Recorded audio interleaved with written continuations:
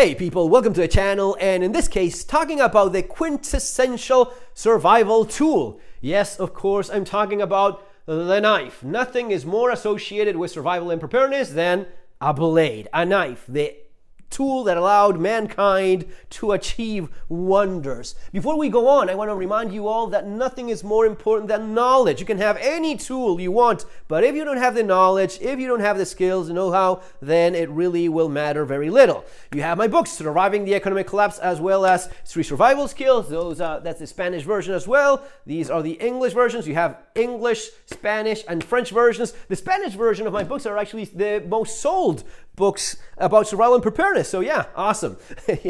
One of the things that I was thinking about is, okay, this is the quintessential survival tool, having a knife, right? We kind of understand, but what is it that you use it for? Let me know in the comments. Oh, I use my knife daily. Well, I get it, but let me know in the comments what are the uses that you have for a knife. What is that you use your daily carry knife, your folder for every once in a while? What is it? What are some of the emergency situations in which you were involved in that the knife made the difference? I'm holding here a flashlight because in many ways, it's kind of like similar. I've said many times that at least for me, this is the essential EDC. A knife in your pocket and a flashlight. These two things will get you through a lot of emergencies and disasters, and will also be tremendously useful on daily tasks. And the flashlight, interestingly enough, has the same same potential roles as the blade, which we'll get in a second. But there's going to be a ton of people that say, yeah, I use my flashlight all the time. I've said many times here in the channel before, the thing that I get the most comments, positive comments about people that incorporated something into their EDC and they started with a flashlight is, you know what? I never even thought about it, but I started carrying a flashlight because of what you said. Now I don't know how I live without it. I use it every single day. I use it daily when I need to look for something. Even if there's a switch over there, I have my flashlight there. I can put light exactly. It is a technical ability that we have achieved that is, it's incredible that you can have lights wherever you want and you just don't depend on the sun doing that for you. But there's gonna be a ton of mundane, normal things that you use it for, but at the same time, in some of the more terrible emergency scenarios, the flashlight may end up saving your life. Being able to see in a collapsed structure, in a building that has gone dark, when you don't even see a threat or a hole in which you can fall into. This can save your life during some of the worst emergencies. This can be used for signaling as well. This is essential in some of these emergencies. With the knife, you kind of have the same thing. Now, I have fixed blades and I have pocket knives and I have folders, one-hand open folders and whatnot. Talking about knives in general, there's going to be a ton of people, and again, please let me know in the comments below, what is it that you use a knife for?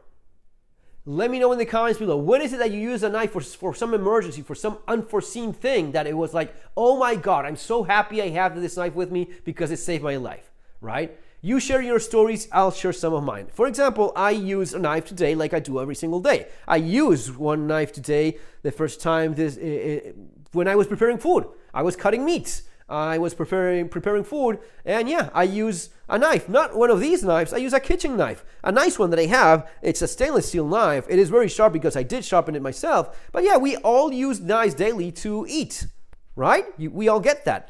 But it's not one of these knives. It's not the survival knife, the prepper knife, the tool that we in theory have for a bunch of important stuff.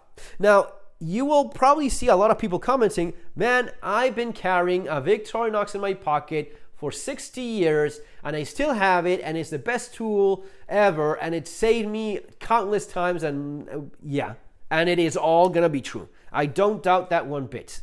What is that you use a knife for? Probably you can get away, a lot of people actually do get away with having this knife. Why? Because for most people, most things you use a knife for besides preparing food is opening mail, opening a box, opening something from Amazon, cutting a little bit of tape, cutting a little bit of rope, cord.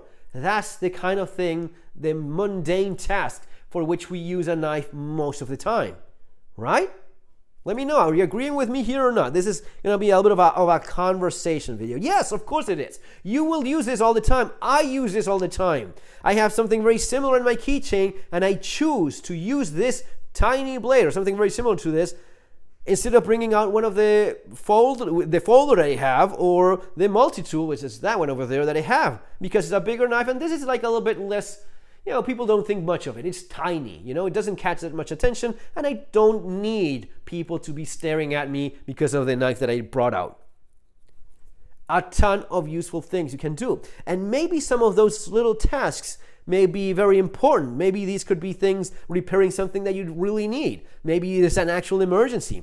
And then there is something like this, which is very humble, little keychain knife, but this actually has a screwdriver, and this may be super useful for some emergencies in which you need to have something fixed. You need to disassemble something. You need to access a panel. You need to open something up, and the screwdriver may be just a ticket for that. Maybe, and this is something that I actually have used, scissors. One of my kids got hurt. Large chunk of skin sticking out of his palm. I think he fell, and I used the scissors in my Leatherman to cut and clean the wound and whatnot. So was it life-threatening? No, it was not. Okay, we're still talking about mundane, normal stuff. We're talking about some situation, maybe a little bit of an emergency there. I don't know if it was an emergency, just some event in which having a knife was important. But what about the emergency? What about the life? When was the last time that a knife saved your life? When was the last time that you used one of these things if I didn't, I don't know what would have happened. I used this thing to defend myself. Someone came at me. I brought this thing out and I defended myself with it. Or like in my case, with this exact same, this is the one I had when I actually felt there was a threat from a couple individuals, and this is the knife I had, and I chose to go that way, and I brought this knife out, and they, okay, yeah, fucking no, we're not doing this, and they left. That was awesome. Yes, no one got hurt. I was safe as well. So I guess it did its job. What if it had been more? What if they brought up a couple and this was, I don't know, man. I just, that's the path of destiny that I simply don't know. I just know this was the one that was in my, that life had for me at that moment. And it went that way. So it did help. And if you think about it, there are several times in which people probably manage to defend themselves, to protect themselves, to defend themselves against attackers, to maybe dissuade someone or intimidate someone enough. I mean, you cannot count on intimidating. You're just bringing it out because you're going to use it to defend yourself. Maybe that's the point in which they say, okay, yeah, fuck it. I know of a case. I know of someone in a train, in a subway, that he was faced with someone with a little red Victorinox. This thing does not even block. It doesn't even lock into place. But someone was like, what do you wanna? You wanna do this? And he went, okay, yeah, no, screw it. I don't want to get cut with a Victorinox. Those things are usually pretty sharp. This thing does not even block, but it is a blade, and it does cut, and it can be a little bit intimidating, and no doubt it can hurt someone if you stick it into his body. So this is a role that I think should be taken into consideration for a survival knife, for a survival folder that you have. You don't need to have something enormous or huge. It needs to be something that is very quick to access, that can open single-handed, and that locks into place. And if there's nothing else, you use this to defend yourself. I think that's gonna be one of the more typical emergency things, like, life-threatening situations in which you may need to do this. There's another one that I can think of in which it wasn't that serious, but a kid in a mall, in the electric escalator thing, a teenager had his shoelace loose and got stuck in the escalator. The mother stopped the thing. They were kind of scared, a little bit panicky. I was there just behind him. I had my Victorinox, brought out the blade on this thing, right? So it wasn't this one, it was very similar to this one though. I brought it out, cut the shoelace, and everyone was happy. I didn't save anyone. No one was going to get eaten by the freaking escalator.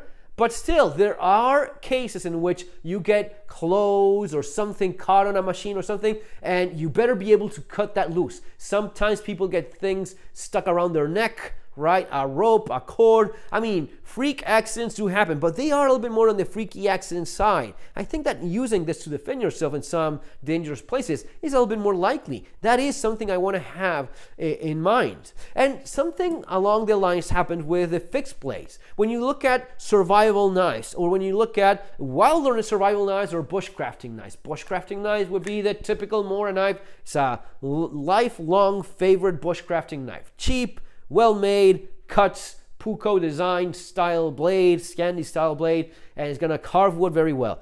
Now, when is it that you use this? Well, when I'm bushcrafting. Okay, fine. What's that got to do with survival and preparedness? Oh, well, if you have to live off that's not real. We've already talked about the difference between survival, preparedness, and bushcrafting. You will never hear of someone caught in a disaster and emergency that, yeah, I went and lived off the land for the rest of my life. That is not. Now, when you look at some of these things, is it better? It's much better to have this and have nothing at all. And it is true that the Laplander of the Nordic regions of Europe has used a Puko knife to survive in the Arctic. Yeah, they would have their Puko knife. They would have their Leuku knife, which is a lot larger and can do stuff that this one can't.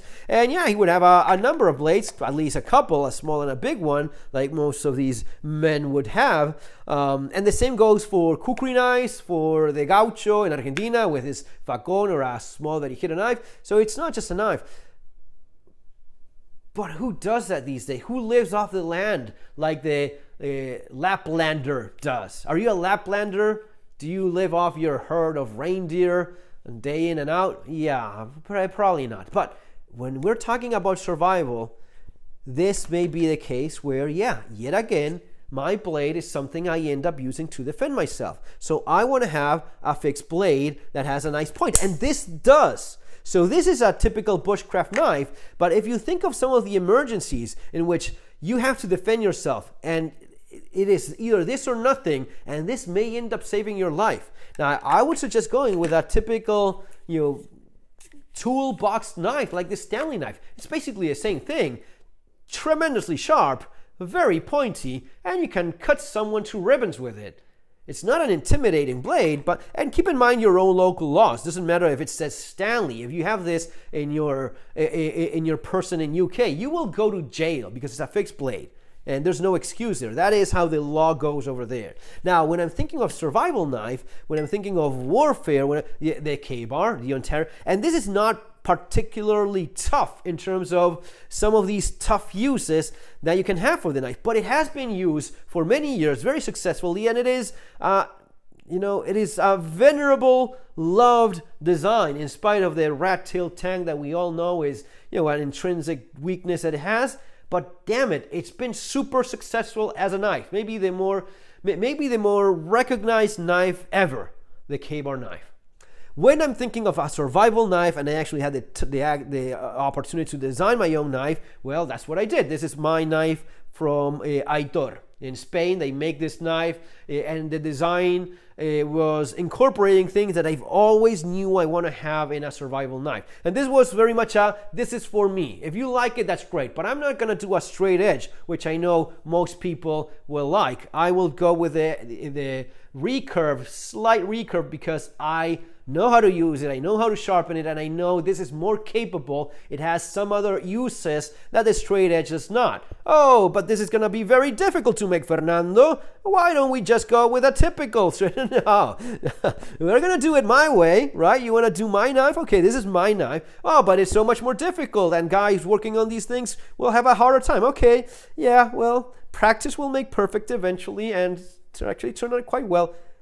A survival knife needs to not only be able to cut, pierce, but the way I see it, the survival knife needs to, especially for a survival knife, this is the kind of thing you use for emergencies, for disasters. If there's an earthquake and the door is jammed, I want my knife to be able to just pry this thing into a door and break the door, or just use it as a pry bar and unlock it. If I have to punch a hole through a freaking brick wall, I think that your survival knife should take it, and this one definitely can. It is thick enough stock without being ridiculous. It is full tang. It is very high quality steel. It will do these things, right? So you can hammer with it, break, pry, whatnot. The blade will take it, and it should. The way I see it, that's a survival knife. For all of these things, for all of these emergencies where you're using it way beyond the, oh, it's a simple cutting tool. It's a rugged, tough cutting tool. No, it has to be also a sharp primer if that's what it's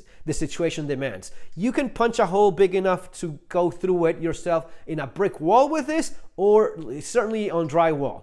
That is not going to be as easily done with this. Or I would even argue it's not going to be as easily done as this. Eventually, I can make a hole in a brick, a hollow brick wall, right? Even if it's yeah, you can do it with that, but it is less mass. It is not fixed. It is not a full tank, so you have less mass. You have less steel to hammer away with. But yeah, this is definitely a way to go. And this also incorporates the aspect of using it as a weapon. If I'm going to use this as a weapon, the length is going to be on my side. The tip penetrating. This is specifically designed as a bayonet. So it's narrow, long. Not so much the idea of chopping in wood and breaking, prying. I mean, you can pry the heck out of this thing. You know, you do have less metal, right, than here. But still, these are surprisingly tough blades for how light they are, and at a great price too. And made in Austria, by the way. Great. I love the Glock knives. These are one of the knives I recommend all the time as a survival knife because it's really awesome. But as you see, there's the daily task thing, the mundane use that you get, and it's super handy. And then there is the exceptional, the emergency, the thing in which you need something that is maybe doing other things, right? My survival knife is a shovel, is a hammer, is a pry bar, it's whatever I need that thing to be, right? And that's where you start looking at medium size, full tang blade, decent stock, and hopefully good craftsmanship. Guys, that's gonna be all for now. See you on our next video. Take care.